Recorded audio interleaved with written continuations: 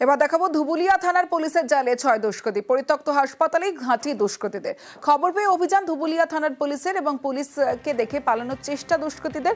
ধাওয়া করে ৫ দুষ্কৃতীকে গ্রেফতার করা হয়, পরে একজনকে গ্রেফতার করা হয়। কিন্তু এই দুষ্কৃতীদের পরিকল্পনা ঠিক কি ছিল, কি জানা যাচ্ছে এখনো পর্যন্ত? সমীর রয়েছে আমার সঙ্গে। সমীর, দেখো তামসটা বড় সড়ো দুষ্কৃতি কার্যকলাপ থেকে রক্ষা করে ধুবুলিয়াবাসী, কারণ এই নদিয়া জেলা সহ আশপাশের এলাকা থেকে বেশ কয়েকজন কুখ্যাত দুষ্কৃতীদের দল ধুবুলিয়ার জিবি হসপিটালে পরিত্যক্ত জঙ্গলে জড়ো হয়েছিল এবং তাদের পরিকল্পনা ছিল ধুবুলিয়া এলাকায় কোনো বড় ব্যাংকে বা গয়নার দোকানে বা কোনো বড় গৃহস্থলীতে কিন্তু ডাকাতি করবে এবং একটা বড় কিন্তু সেখান থেকে অর্থ লুট করা তার একটা পরিকল্পনা ছিল এবং সেই পরিকল্পনা জানতে পারে ধুবে তারা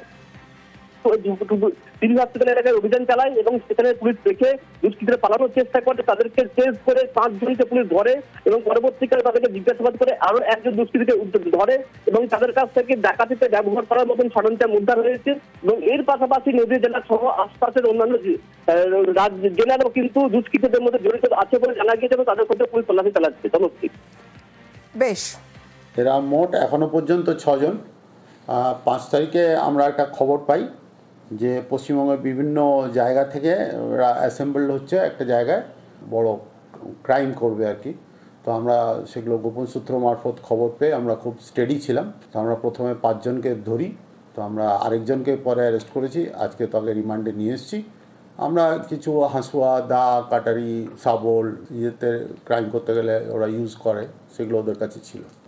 এদেরকে যদি না ধরতে পারতাম তাহলে এখানে একটা বড় ক্রাইম হয়ে যেত।